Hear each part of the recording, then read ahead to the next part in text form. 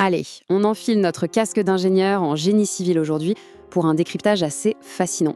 On va faire une véritable auscultation clinique d'une pathologie redoutable pour les bâtiments, les défaillances de fondation. C'est un domaine où la mécanique des sols rencontre la structure même de ce qui nous abrite tous les jours. Le but de cette analyse, ce n'est pas juste de regarder des simples fissures sur un mur, mais de vraiment comprendre la dynamique complexe qui s'opère sous terre. Alors allons droit au but et examinons précisément ce qui se trame sous nos pieds. Au menu de notre exploration, d'abord la mécanique des sols et le tassement, ensuite le grand danger du tassement différentiel, on passera à l'analyse des fameuses fissures diagonales avant de décortiquer le piège des sols argileux. Et bien sûr, on terminera par la prévention et les solutions techniques. Premier point de notre analyse, la mécanique des sols et le tassement. C'est ce qu'on pourrait appeler la déformation inévitable.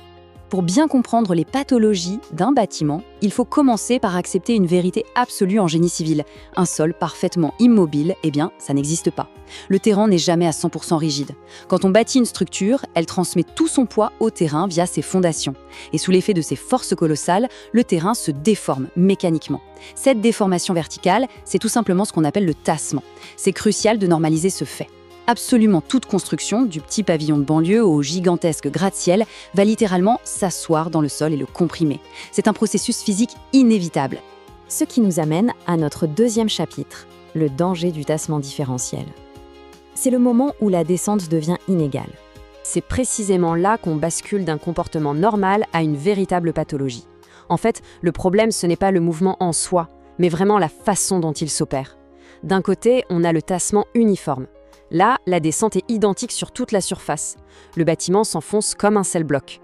Du coup, très peu de contraintes internes, la structure reste en parfaite sécurité. Mais de l'autre côté, c'est le scénario catastrophe. La descente devient asymétrique. C'est ça, le tassement différentiel. Une partie de l'édifice s'enfonce plus profondément ou plus vite que l'autre. Et comme le bâtiment est conçu pour rester rigide, cette résistance face à un sol qui se dérobe inégalement génère des contraintes mécaniques extrêmes. C'est hautement dangereux pour l'intégrité de la structure. Mais alors, qu'est-ce qui provoque cette descente asymétrique? Eh bien, on trouve d'abord les sols hétérogènes.